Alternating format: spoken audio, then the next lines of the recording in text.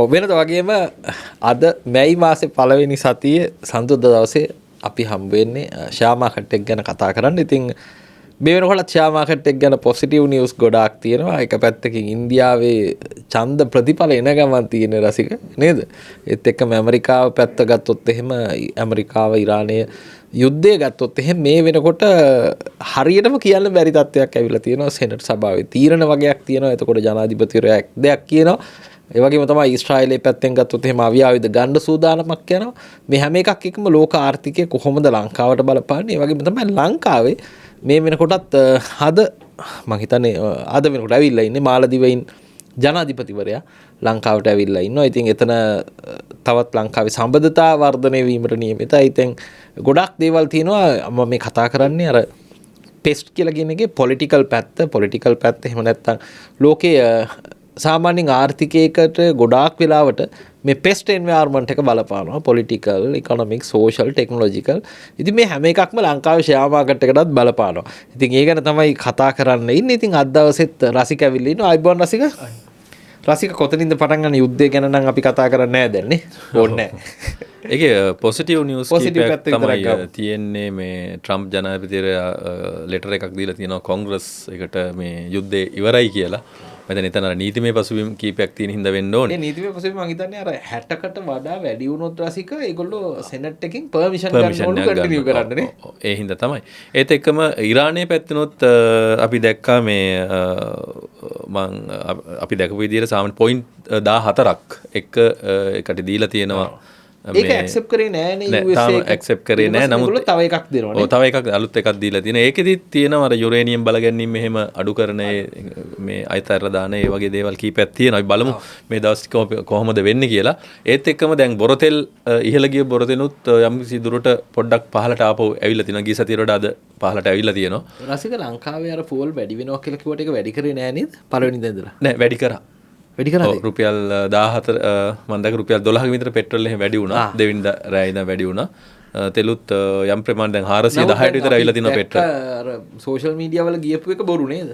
මුලින්ම ගියපු එක බොරු. ඒක බොරු. එහෙම නේ. දෙවිනිදා තමයි වැඩි වුණේ. පළවෙනිදා 30 රෑ මුකුත් උනේ නැහැ. පළවෙනිදානේ සාමාන්‍යයෙන් ගන්න.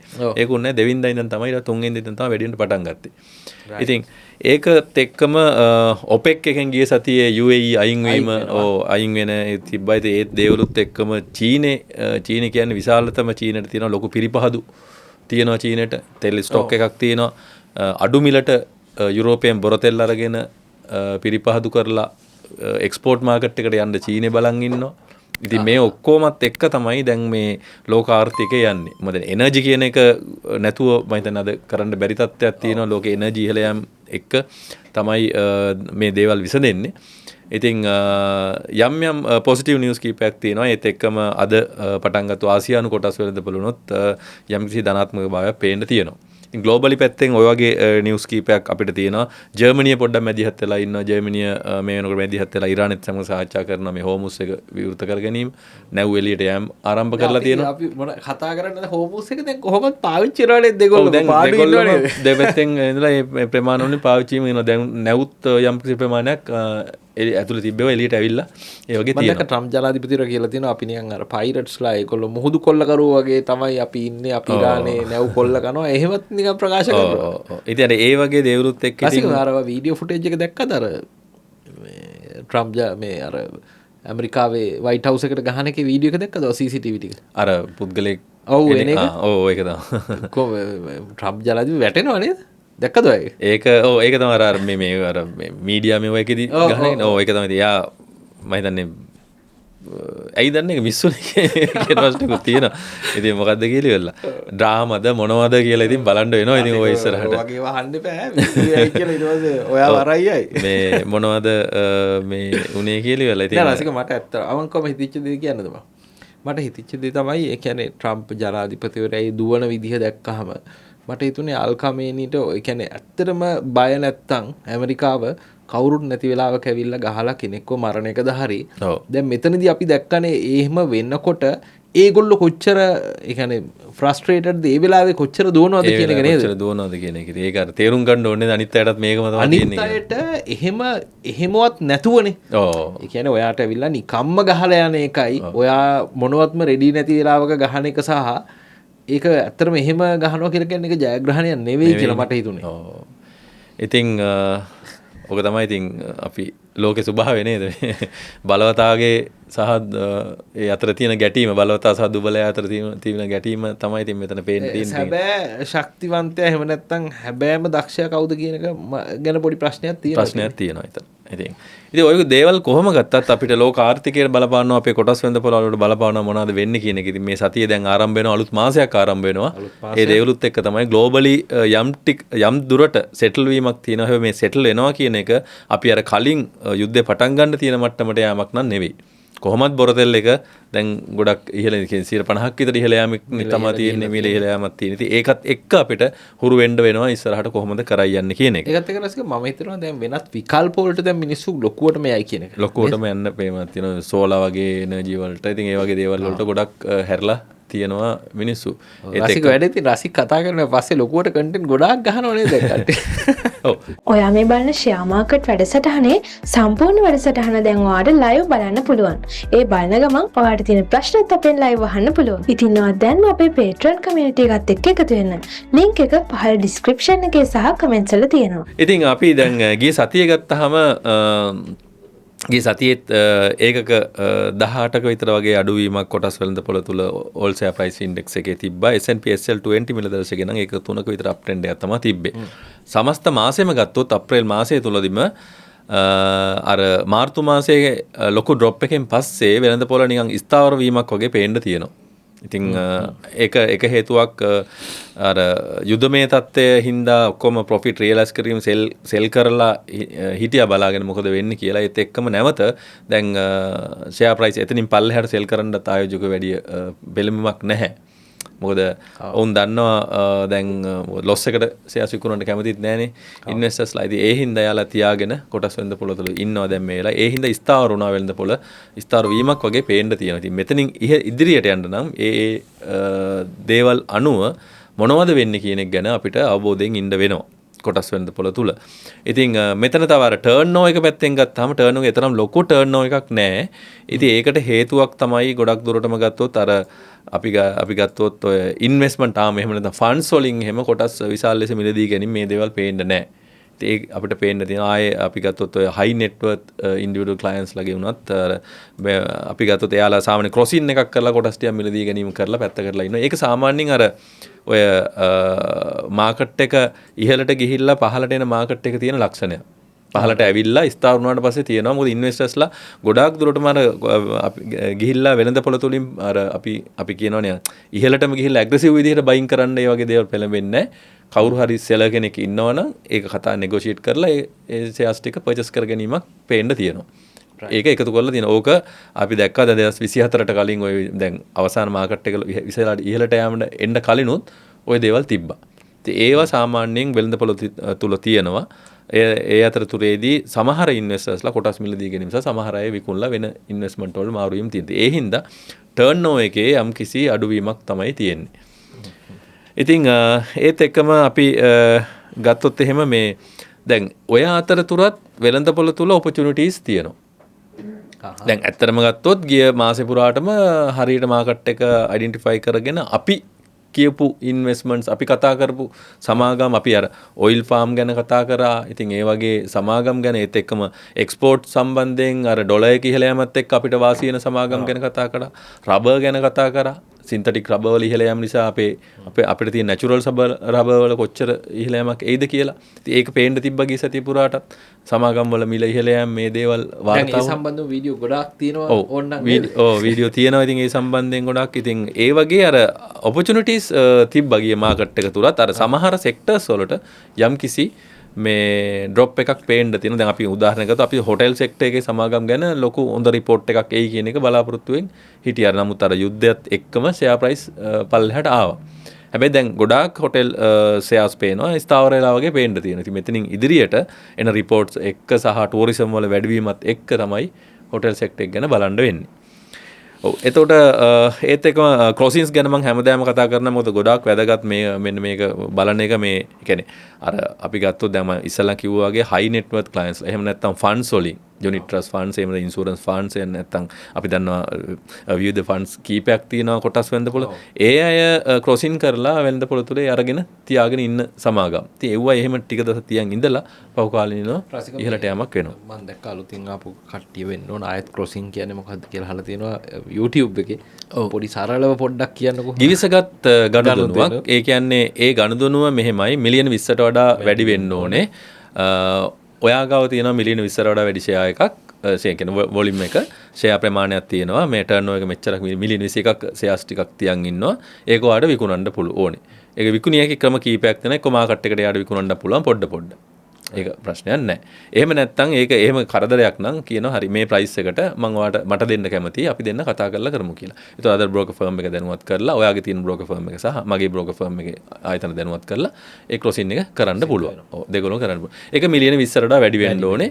ඒකේ මිලියන 100 දක්වා charges එකම ගාණක් යන්නේ. මිලියන 100ට වඩා වැඩි නම් එතනින් එහාට ප්‍රමාණ වලට charges මාකට් එකේ නෝට වඩා ගාණ අඩුයිද මිලියන 20 නෑ මිලියන 20 ඉඳන් මිලියන 100 දක්වාම එකම ගණන් කොහොමද වෙනස් වෙන්නේ නැහැ. සහ ෂෙයා මාකට් එකකින් ඒ ගාණ කරොත් එකම ගණන්. ඇත්තටම 20 වඩා වැඩියෙන් ෂෙයා මාකට් එකකින් කරන්න බැරිද රසික? පුළුවන් නේ. ක්‍රොසින් වලට යන්න නැතුව ක්‍රොසින් යන්න නැතුව එහෙම මාකට් එක අපිට විකුණලා දාන්නත් පුළුවන්. ඒක කරන්නත් පුළුවන්. නමුත් ඊට වඩා එහෙම විකුණපුවාම අර සාමාන්‍ය මාකට් එකට එකපාරට කෙනෙක් ඇවිල්ලා ෂෙයාර්ස් ඒ ප්‍රමාණය විකුණලා දාම ඒක එච්චර හොඳ නෑනේ අර.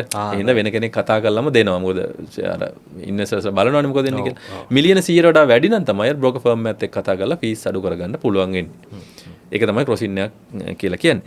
එතකොට දැන් අපි ගත්තොත් එහෙම දැක්ක ක්‍රොසින්ස් වලින් කීපයක් තමයි ACL කලම්බුලෑන් ඩීප් කොටගල ක්‍රොසින්ස් කීපයක් වෙලා තිබ්බ ඇලුමෙක්ස් සියරා හේමා සෝල්ඩින් PickMe Access Energy LPTA plantation අපි කතා කරමු සමාගමක් LPTA ප්ලාන්ටේෂන් එක මෙල්ස්ට සහ සිලොන් කෝල්ඩ් ස්ටෝර්ස් CCS. ඉතින් ඒ සමාගම් ඇක්ටිව් වෙලා තියෙන. ඉතින් මෙතන මේ සමාගම් වලින් මම හිතන්නේ හැම එකම වගේ අපි කතා කරලා ඉන්ට්‍රොඩියුස් කරලා දීපු සමාගම්. ඒ කාලයත් එක්කම ඒ සමාගම් ඉහළ යamak වාර්තා වෙනවා. ඉතින් ඒත් එක්කම මේ අපි ගත්තොත් ගිය සතියේ නිවේදන ගත්තොත් අපිට ඒක මම හිතන්නේ ඇනවුස්මන්ට් එක පෙන්වන්න පුළුවන් මේ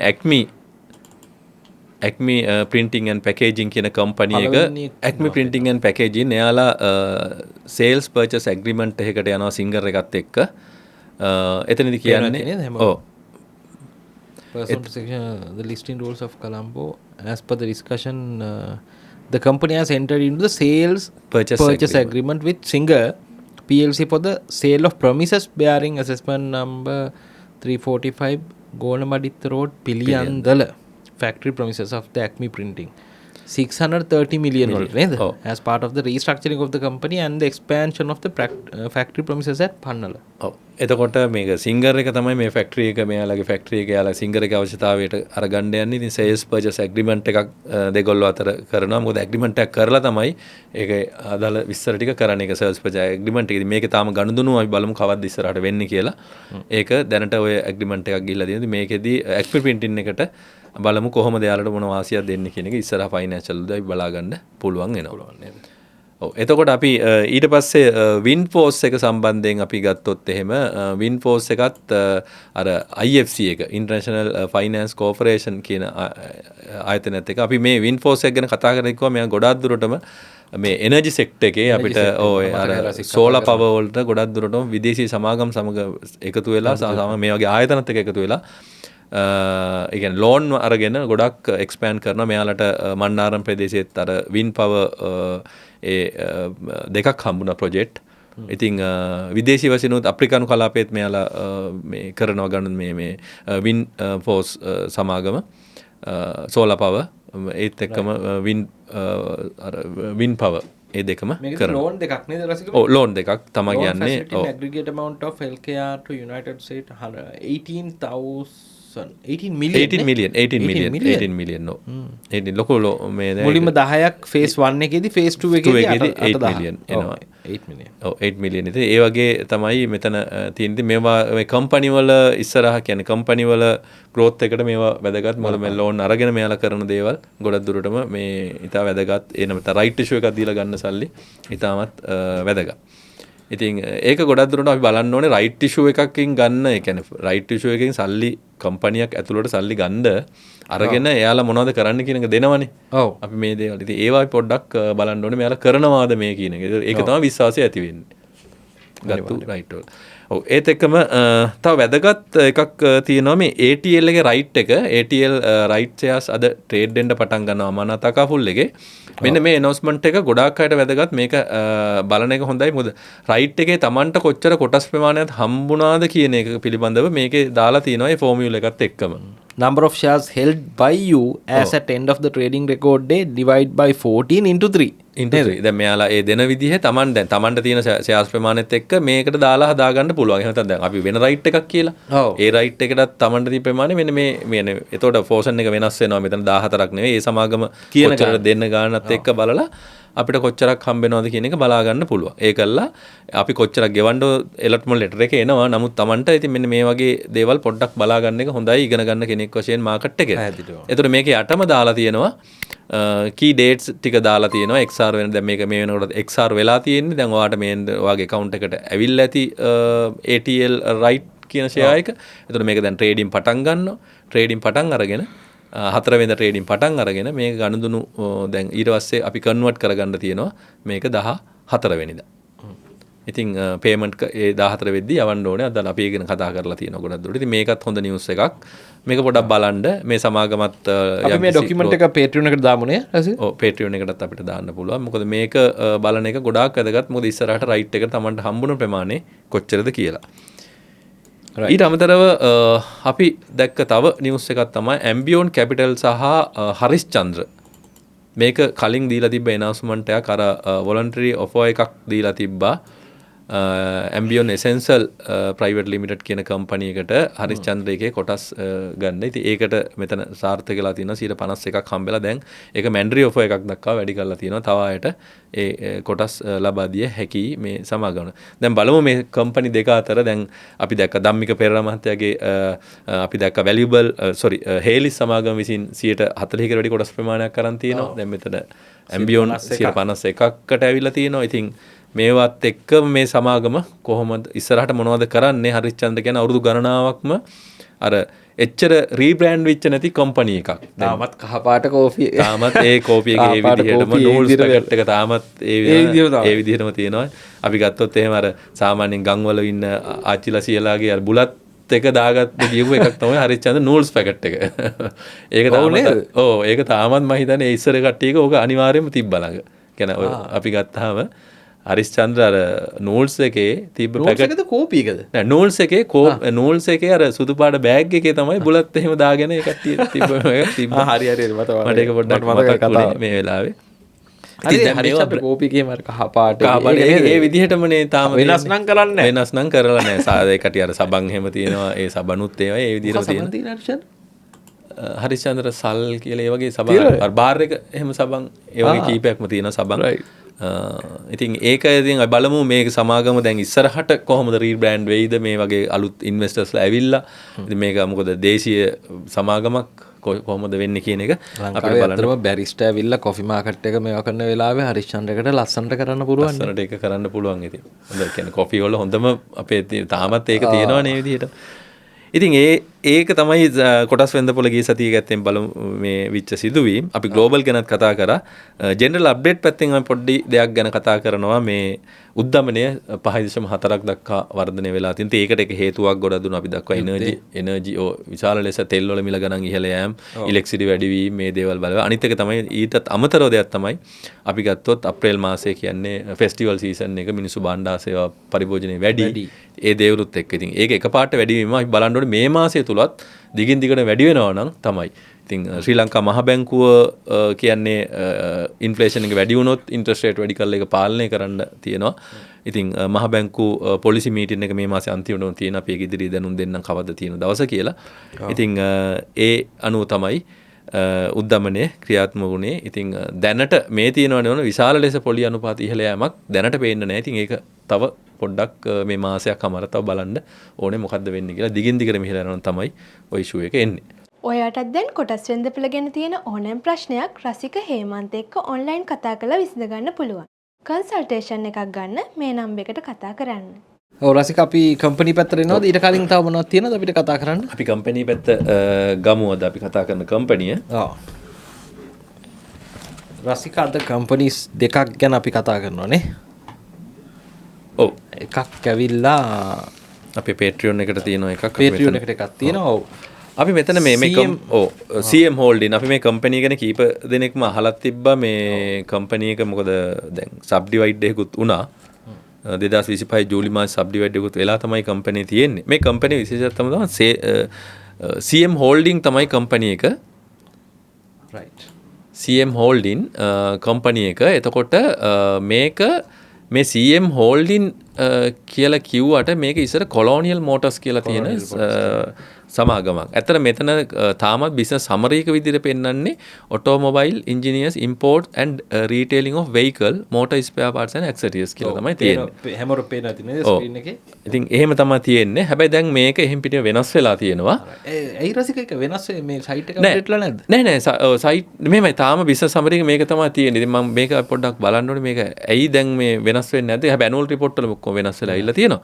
මේක අර පටන් ගත්ත කාලෙම තිබ්බ එක තමයි එන්නේ. මේ කෝටර් ඇවිල්ලා 1970 ඕ 1970 තමයි ෆවුන්ඩඩ් ඊට 1960 ගණන් වලින් තමයි මේ 860 ගණන් වලින් තමයි කම්පැනි එක ආරම්භය තියෙන්නේ මේක. ඒ කියන්නේ ඒ කාලේ පරණම කම්පැනි එකක් මේක. කොලෝනියල් වචනේම තියෙනවනේ. කොලෝනියල් කියලා වචනේම තියෙනවා. ඉතින් අර වාහන සම්බන්ධයෙන් ආපු සමාගමක්. ඉතින් ඒකයි තියෙන්නේ. එතකොට කොලෝනියල් මොඩස් තමයි මේක තියෙන්නේ. දැන් මේකේ බිස්නස් සමරි එක වෙනස් වෙලා තියෙනවා. මේ අර බිස්නස් ඇක්ටිවිටීස් වෙනස් වෙලා තියෙනවා. ඇතන දැන් මේ කට්ටිය කරන්නේ holding investments and අපි ගත්තොත් එහෙනම් property development තමයි මේ කට්ටිය දැන් කරන්නේ. කියන්නේ property rent කරනවා. සමාගම දැන් මේ පරණ companies වල තියෙන දෙයක් තමයි own properties විශාල ප්‍රමාණයක් තියෙනවා. ඒකටම තමයි යන්නේ නේ. ඔව් අපි දැන් අපි ගත්තොත් ඔය අපි කතා කරපු සමාගම විශාල ප්‍රමාණයක් තිබ්බනේ. එයාලගේ එක පාර්ට් එකක් තමයි ඔෆිස් පර්මිෂන් තියෙනවා සහ එහෙම නැත්නම් ඉඩම් ඒ දේවල් රෙන්ට් කරන එක. රෙන්ට් කරනවා. ඔව්. ඒතකොට මේකත් එවැනි සමාගම. අපි කලින් කතා කරා යෝග් ගැන කතා කරා, කලම් ෆෝර්ට්ලන්ඩ් බිල්ඩින් මේ මෙයාලගේ මනිස් සමාගමක්, EB ක්‍රීසි වගේ සමාගම් ගැන කතා කරා. ඒව සමාගම් වල ගොඩාක් ස්පේස් රෙන්ට් කරලා ඒකෙන් ලොකු ඉන්කම් එකක් මේ කට්ටිය ගන්නවා. දැන් ඊට අමතරව හෝල්ඩින්. දැන් මෙයාලා මේ ඉන්වෙස්ට්මන්ට් හෝල්ඩ් කරනවා. එතන ඉන්වෙස්ට්මන්ට් කොහොම යුනිට් ට්‍රස්ට් වල ඉන්නවා මේ කට්ටිය. ෂෙයාර්ස් වල ඉන්වෙස්ට් කරනවා, ඉක්විටි ෂෙයාර්ස් වල ඉන්වෙස්ට් කරනවා, ලිස්ටඩ් කම්පැනිස් වල ඉන්වෙස්ට් කරනවා, ෂෙයාර් මාකට් එකේ තියෙන කම්පැනිස් වල සහ අන්ලිස්ටඩ් කම්පැනිස්. ඒ කියන්නේ මෙහෙමයි. දැන් සමාගමක් අන්ලිස්ටඩ් කම්පැනි. දැන් මෙයාලට පුළුවන් මෙයාලගේ සල්ලි තියෙනවනම් ෂෙයාර් මාකට් එකට එන්න කලින් වෙන සමාගම් වල එයාලා ඉන්වෙස්ට් කරලා තියෙනවා. ලිස්ට් වෙලා නැහැ ෂෙයාර් මාකට් එකේ. නමුත් මෙයාලා ඉන්වෙස්ට් කරලා තියෙනවා. ඉතින් මෙයාලගේ අපි ගත්තොත් හෝල්ඩින් සබ්සිඩයිස් විදිහට තියෙනවා Union Investments Private Limited, Guardian Asset Management, ඊට අමතරව කොලෝනියල් මෝටර්ස් එක තාමත් ඒක කරගෙන යනවා. ඊට අමතරව මෝටර්මාර්ට් සිලෝන් කියලා කම්පැනි එක තියෙනවා. ඉතින් මේ කම්පැනි මේ ගෲප් එකේම මේජර් ෂෙයාර් හෝල්ඩර් විදිහට ඉන්නේ CM Holding එකේ කොළඹ ෆෝර්ට්ලන්ඩ් and බිල්ඩින්. ඉතින් ඒකයි රසික මගේ මේ සජෙෂන් එකක් දැන් මේකේ මේ සජෙෂන් එකක් කියලා කියනම නෙවෙයි. දැන් මේකේ consolidated financials වල කියන the principal activities of the company is පේන ඇති ස්ක්‍රීන් එක carrying on the business of holding investment and property development නේද? දැන් මේක මෙහෙම තියලා අතන CSC සයිට් එකට ගියාම කෙලින්ම කියනවා automobile engineers, importers, retailers of vehicle and motor spares and accessories. ඔව්. සම්පූර්ණ වැරදිනේ. ඔයක තමයි ඇත්තටම මේක අපිට මේ ප්‍රොපෝසල් එකක් මේක දාන්න පුළුවන් දන්නේ මේක හදන්න මේක අපි නිකන් අහලා බලන්න ඕනේ. ඔව්. මේ අපේ වීඩියෝ එක බලනවා නම් ඔව් මේ වීඩියෝ එක බලනවා නම් විශේෂයෙන්ම CM Holding කම්පැනියෙන් මේක CSC එකට ඉන්ෆෝම් කරන්න. මොකද දැන් අපි වගේ ඩීටේල් ඇනලයිස් නොකරන කෙනෙක් මේක ගැන හිතන්නේ සම්පූර්ණ වැරදි පික්චර් එක. සම්පූර්ණ වැරදි විදිහට. දැන් ඔතනම නිකන් මේ ගහලා බලන්නකෝ මේ ලෑම් කියන එක කොත්මලි හෝල්ඩි. ඒක බලමු අපි වෙනස් වෙලාද කියලා ඒක මේ මොකද ඒකත් ඔය වගේම ලැම්බ්‍රටා මෝටර්ස් කියලා තිබ්බ සමාගමක්. අපි මේ අමතර දෙයක් මේ පැහැදිලි කිරීමක් කරන්නේ. ඔව්. මේක වෙනස් වෙලා තියෙනවා. ඒගොල්ලෝ වෙනස් කළා මිල්ක් පවුඩර් කියලා ගිහිල්ලා නේ. ඔව් ඒ කට්ටිය වෙනස් වෙලා තියෙනවා. මිල්ක් පවුඩර් ඒක හරි. ඔව් වෙනස් වෙලා තියෙනවා. හැබැයි සමහරලාට මේක වෙනස් නොවන්නේ මෙයාලගේ තවම අර පාර්ට් එකක් තියෙන හින්දා වෙන්න පුළුවන්. හැබැයි ඒකට ඇඩ් කරන්න පුළුවන් දැන් එයාලගේ අලුත් නෑනේ. දැන් එහෙමනම් මේ ප්‍රින්සිපල් ඇක්ටිවිටි එකට ඔඩිටඩ් ෆයිනෑන්ෂියල්ස් වල ස්ටේට්මන්ට් වල ඒක ගේන්න ඕන රසික. ඔව්. ඒක නෑ. මං හිතන්නේ ඒගොල්ලෝ තාම වෙහිකල් පාර්ට් එකේ බිස්නස් එකේ නෑ. ඒ කම්පැනිස් තාම තියෙනවා. තාම සබ්සිඩයිස් විදිහට තියෙන ඒවල ඉන්කම් එකකුත් එනවා. Principal activities of the companies business of holding investment and the property. ඔව් අන්න ඒකයි තමයි ඒක කම්පැනි තියෙන මේ දැන් අර පැත්ත නෙවෙයි වැඩිපුර ඇනුවල් රිපෝට් එකේ පෙන්නන්නේ කම්පැනි. නමුත් දැන් කෙනෙක් බ්ලයින්ඩ්ලි ගියොත් මේකේ අදහස එන්නේ වෙනම දෙයක්. වෙනම එකක්. ඔව් ඉතින් එතකොට අපි ගත්තාම ප්‍රොපර්ටි ඩෙවලොප්මන්ට් පැත්තේදී මෙයාලගේ ඉන්කම් එක දිගින් දිගට වැඩි වීමක් තියෙනවා. එතන ෂෙයාර්ස් ඉන්වෙස්ට් කරලා ඉක්විටිස් ලිස්ටඩ් ඉක්විටිස් වල ඉන්වෙස්ට් කරලා අපි දන්නා පහුගිය කාලේ තුල හොඳ කැපිටල් ගේන් එකක් කම්පැනිට එන්න ඇති. ඒ දේවල් අපි බලන්න දැන් ඉදිරි ෆයිනෑන්ෂල් රිපෝට් එකේ තමයි බලන්න වෙන්නේ. ඒක අපි ඉස්සරහට කතා කරන්න වෙනවා මේ 9 month එක බලද්දී මේ මොකද ඒක අපිට සඳහන් කරලා නැහැ කොහොමද වෙන්නේ කියලා. 9 month මම ගන්නද රසික? ඔව් ඒත් එකම මේ තව ඇනවුස්මන්ට් වලදී අපි ගත්තොත් එහෙම මේ අප්‍රේල් 7 වෙනිදා මේ එයාලගේ දේපල විකිණීම සම්බන්ධ නිවේදනයක් තියෙනවා.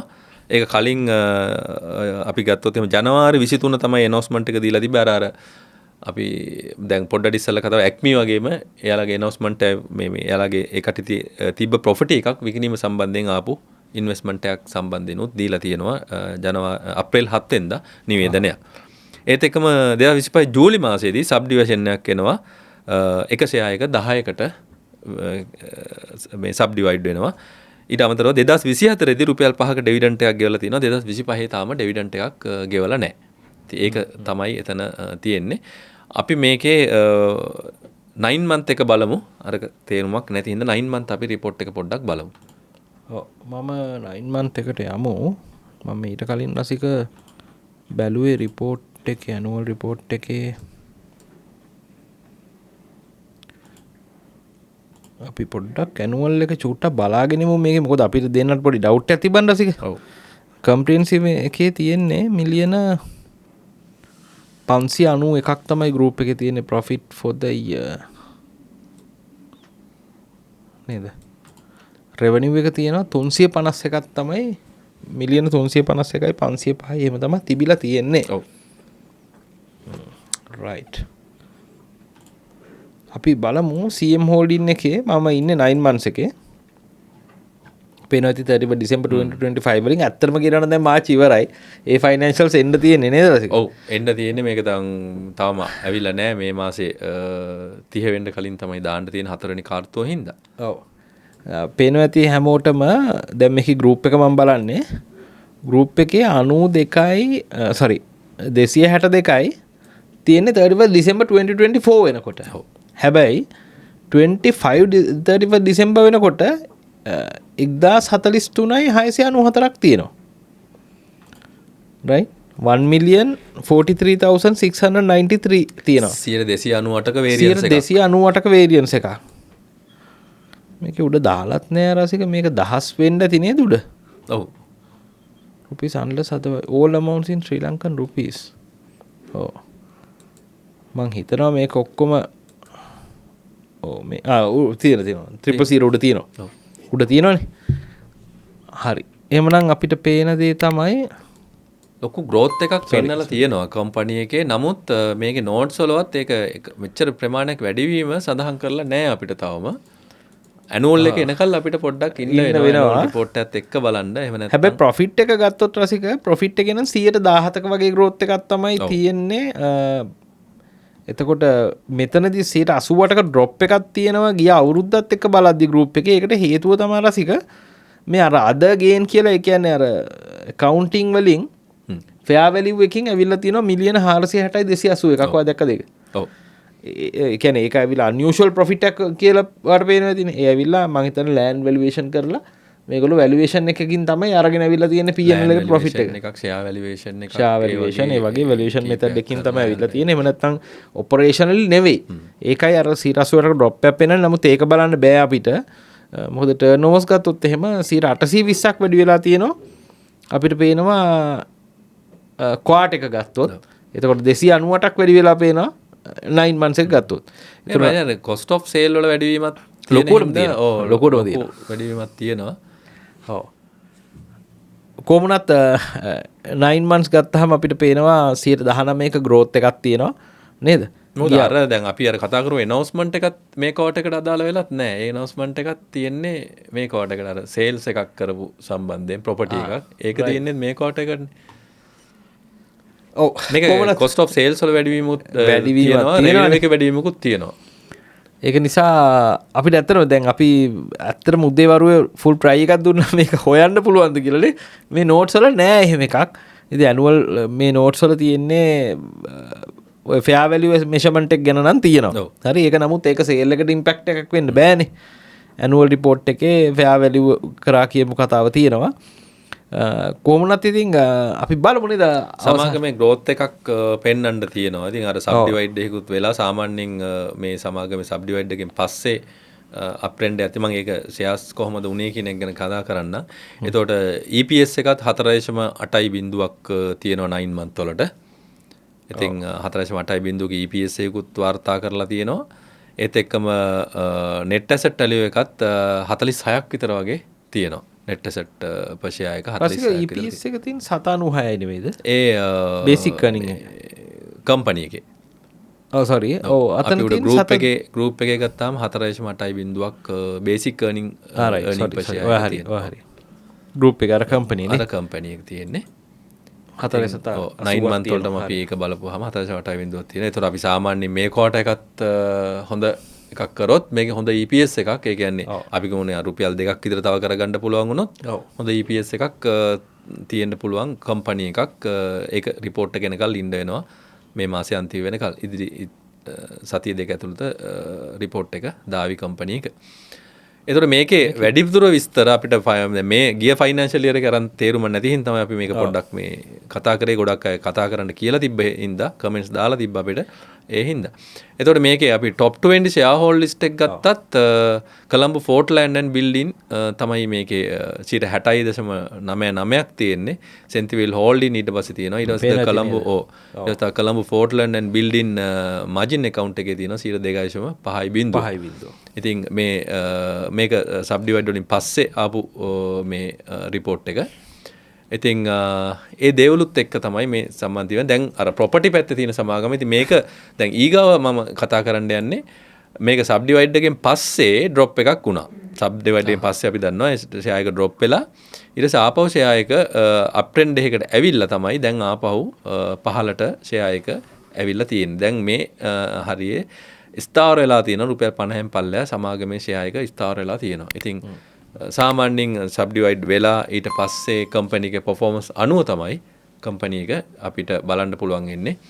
කොහොමද අපිට පේන්නේ දැන් මම බැලන්ස් ෂීට් එක බැලුවා රසික බැලන්ස් ෂීට් එකෙත් ඇත්තටම කෑෂ් ෆ්ලෝ එක බැලුවත් කෑෂ් ෆ්ලෝ එක පොඩ්ඩක් බලමුද රසික? කෑෂ් ෆ්ලෝ එක බලමු. මේක වැදගත්ම එකක්. ඔව් ගෲප් එක පේනවා ඇති ඔයගොල්ලන්ට ප්‍රොෆිට් එක 741කින් පටන් ගන්න. එතකොට ඔපරේටිං ඇක්ටිවිටීස් වලින් 177යි 330ක්ම සල්ලි එළියට ගිහිල්ලා තියෙන්නේ. රයිට්. ඒකේ තියෙනවා ඉන්ට්‍රස්ට් පේ කරලා තියෙනවා 69ක කෑෂ් ජෙනරේටඩ් ඉන් ඔපරේෂන්ස් කියන එකේදී සල්ලි ගිහිල්ලා තියෙන්නේ.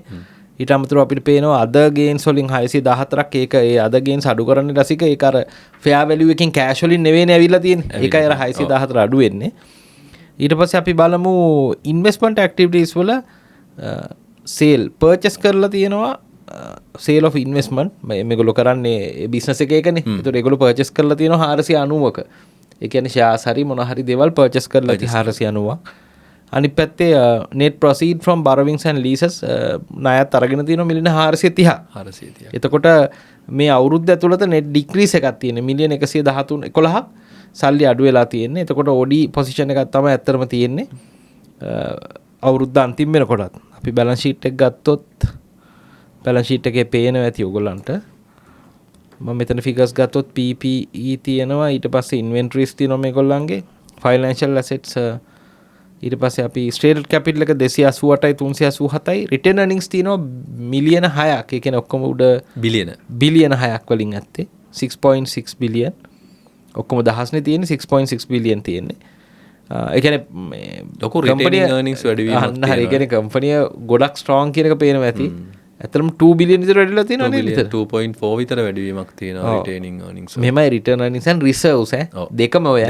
return earnings විතරක් නෙමෙයි. මොකද fair value එකකිනුත් එන එක ඔතෙන්ට තමයි දාන්නේ.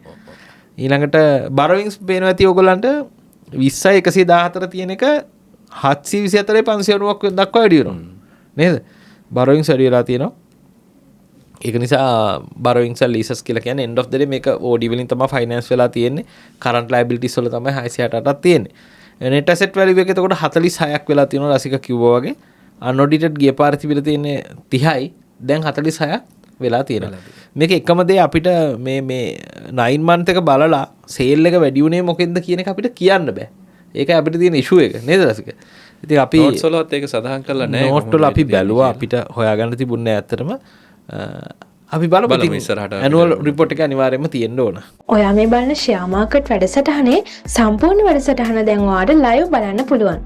ඒ බලන ගමන් ඔයාට තියෙන ප්‍රශ්නත් අපෙන් ලයිව් අහන්න පුළුවන්. ඉතින් ඔයා දැන්ම අපේ Patreon community එකත් එක්ක එකතු වෙන්න. link එක පහළ description එකේ සහ comments වල තියෙනවා. ඔව් රසික. වෙන මොනවද අපිට කතා කරන්න තියෙන්නේ? ඔව් ඕක තමයි මේ අද අපි මේ කතා කරපු සමාගම ගැන කතා කරේ. ඉතින් ඒ දේවලුත් එක්කම දැන් වෙළඳපොළ මොකද වෙන්නේ කියන එක දැන් මේ ඉදිරියේදී කොහොමද මොකද වෙන්නේ?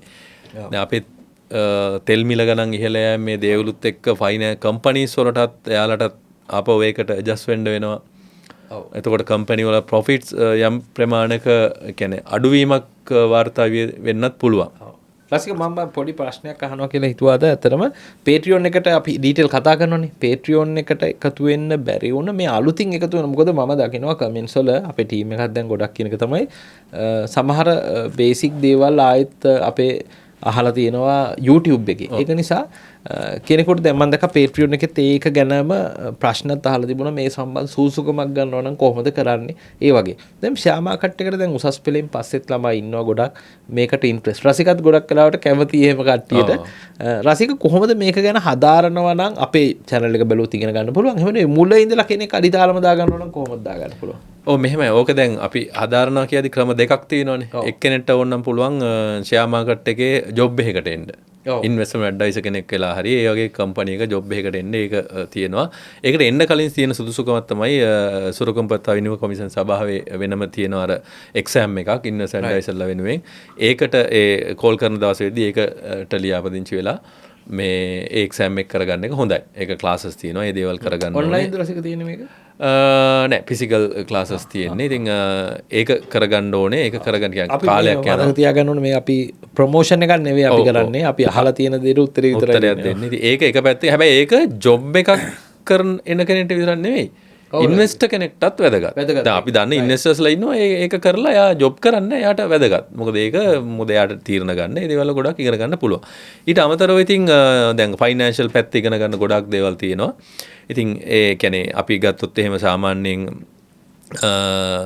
කෝසස් වගේ තියෙනවා. ඉතින් ඒ දේවල් කරන්න පුළුවන්. ඒක හැබැයි දැන් අපි ගත්තොත් SEC එක කරනවා CSC කරනවා ඒ වගේ අර පිළිගත් ආයතන කරන එකකින් ඒක කරගන්න එක හොඳයි ෆයිනෑන්ෂල් පැත්තේ. ඊට අමතරව දැන් අපි දැන් මේ කරනවා වගේ ෆයිනෑන්ෂල් රිපෝට් ඇනලයිස් කරන ඒවා ඒ දේවල් තියෙනවා.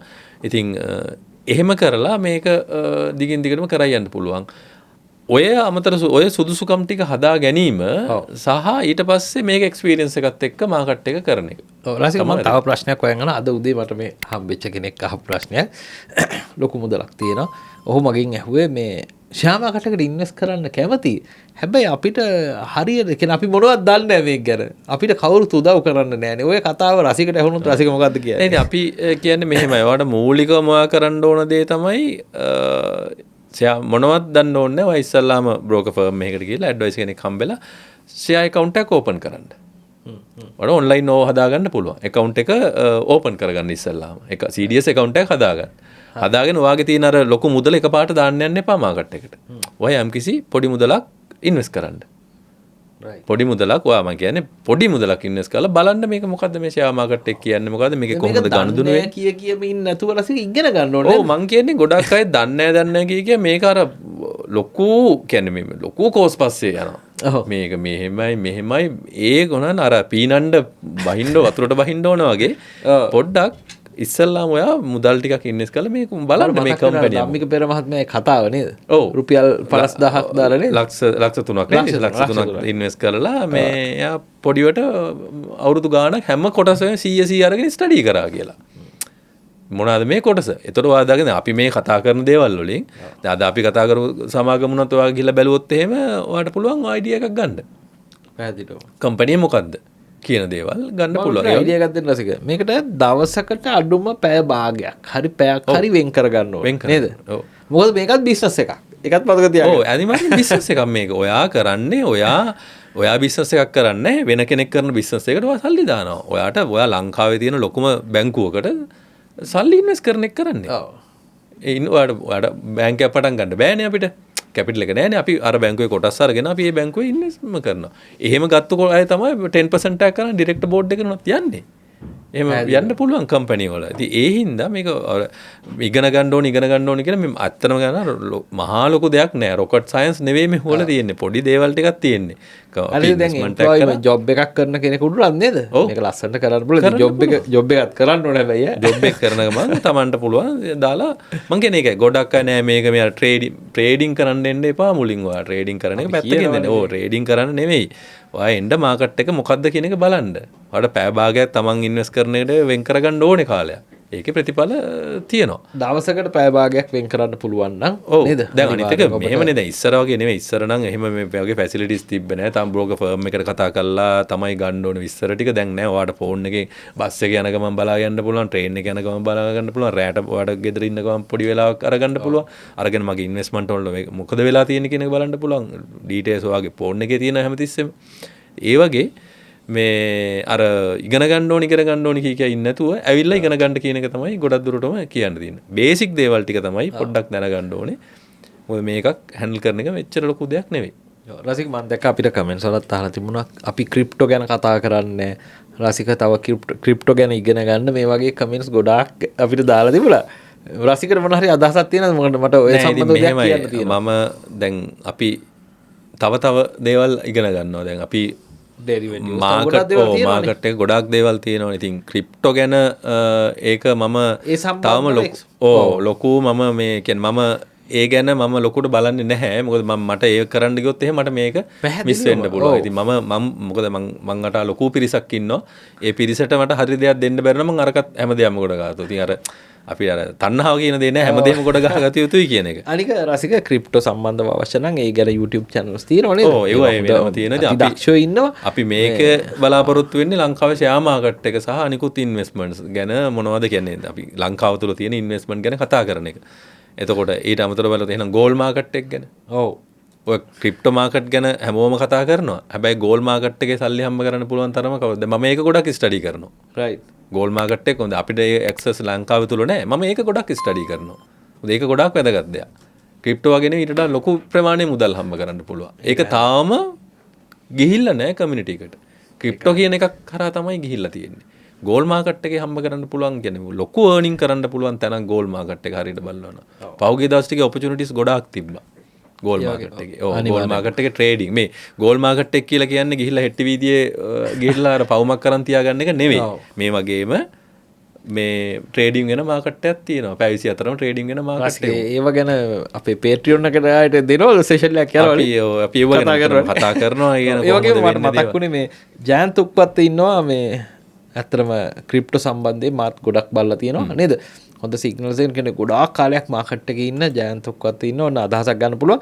ඉතින් හැබැයි අපි අපේ ෂෙයා මාකට් එක ගැන මෙච්චර කතා කරන්න එකක් අපිට ලීගලි කිසිම බයක් නැතුව ලංකාවේ ප්‍රොමෝට් කරන්න පුළුවන් එකම සෝස් එක වෙලා තියෙනවා. අනිත් එක මම බදු උපදේශකයෙක් විදියට රසික මම හැම වෙලාවෙම උත්සාහ කරන්නේ එයාගේ බද්ද නිදහස් කරගන්න මගෙන් අහනවා නම් මගේ සොලියුෂන් එකේ තියෙන අංක එක ෂෙයා මාකට් ඉන්වෙස්ට්මන්ට්. මොකද මම ක්‍රිප්ටෝ හෝ ගෝල්ඩ් හරි මේ ඕනම එකක් කරොත් ඔබට ටැක්ස් එක ගෙවී යුතුමයි. ඒ කියන්නේ ඔක ලීගල්ද ඉල්ලීගල්ද මට අපිට අවශ්‍ය නැහැ. ඔබ ගත්ත ඉන්වෙස්ට් කරනවා නම් රුපියල් 50ක් ගෝල්ඩ් වල ප්‍රයිස් එක අප් වෙලා සෙල් කරන වෙලාවේදී අන්න ඒකට ඔබ සාමාන්‍ය විදිහට ටැක්ස් ගෙවන්න ඕන. හැබැයි ෂෙයා මාකට් එකේ තියෙන කැපිටල් ගේන් එකට විතරමයි තාමත් බද්ද නිදහස් වෙලා තියෙන්නේ. අනිත් පැත්තෙන් අපිට ඩිවිඩන්ඩ් එකක් හම්බුනොත් 15% අඩු කරලා දෙන්නේ ආය වතාවක් තමන්ගේ ඉන්ඩිවිජුවල් ටැක්ස් එකේදී ටැක්ස් වෙන්නේ නැහැ. ඉතින් මේ බෙනිෆිට් එක දැක්කහම රසික මට හිතෙනවා ඇයි මිනිස්සු වෙන ඒවා හිතන්නේ කියලා.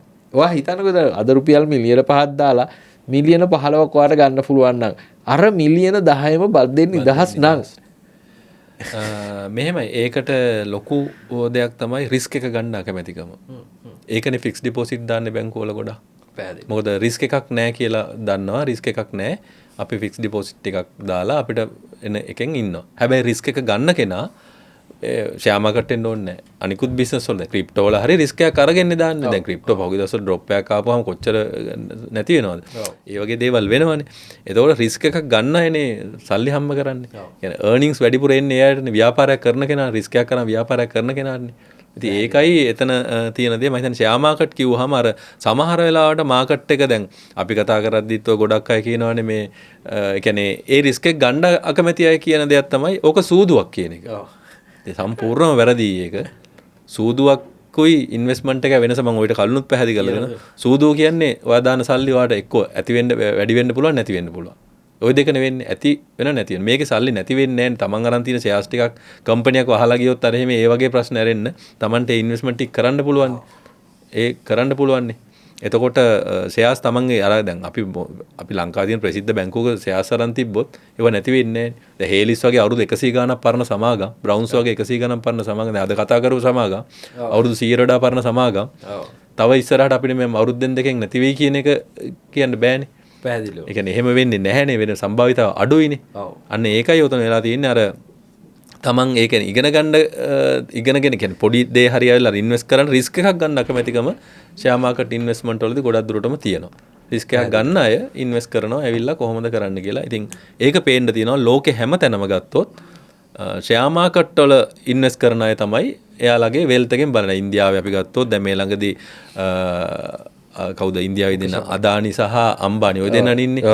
අම්බානි එළියට ඉදිරියට ගිහිලා තියෙනවා. අදානි ආසියාවෙම එළියට ගිහිලා තියෙනවා. ඉදිරියට ගිහිලා තියෙනවා. ඒතකොට එයාලයි ගොඩක් දුරට වෙල්ත් එක හැදෙන්නේ. අපි ලංකාවෙත් එහෙමයි. ෂෙයා මාකට් වල ප්‍රයිස් අප් ඇන්ඩ් වීම මත ඩවුන් මත ඒක දෙය වෙනවා. පැහැදිලිව. මේ කියන්නේ මම ඇත්තටම බැලුවේ එක පැත්තකින් රසික ටැක්ස් පර්ස්පෙක්ටිව් එකෙන් බැලුවොත් මම අදටත් කියන්නේ මේ තරම් හොඳ ඉන්වෙස්ට්මන්ට් එකක් නැහැ කියන එක. හැබැයි අර රසික කිව්ව හරියටම රසික කිව්වා දැන් වෙනත් ඕන තරම් ඉන්වෙස්ට්මන්ට් ඔපචුනිටිස් තියෙනවා. ෂෙයා මාකට් එකට අමතරව ක්‍රිප්ටෝ වෙන්න පුළුවන්, ඩෙරිවේටිව්ස්, කොමොඩිටිස් වෙන්න පුළුවන්, ගෝල්ඩ් වෙන්න පුළුවන්. හොයලා බලන්න හැම එකක්ම. අපි මේ ලංකාවේ බය නැතුව මේකක් ගැන මට කතා කරන්න පුළුවන්කම තියෙන්නේ මේක ලෙජිටිමේට් සහ නීතිමය පැත්තෙන්. ක්‍රිප්ටෝ ගැන කතා කරත් මහ බැංකුව අධිපතිවරම කියනවා මේ සම්බන්ධ නීතියක් නැහැ. ඉතින් නීතියක් නැති තැනක ගිහිලා රසික හරියට ලස්සනව කිව්වා අවුරුදු ගාණක් තියෙන කම්පැනි එක එකපාර ෂෙයා එක 0 වෙන්නේ නැහැ ඒවා. ඒක තමයි අපි නෙට් ඇසෙට් වල බලන්නේ.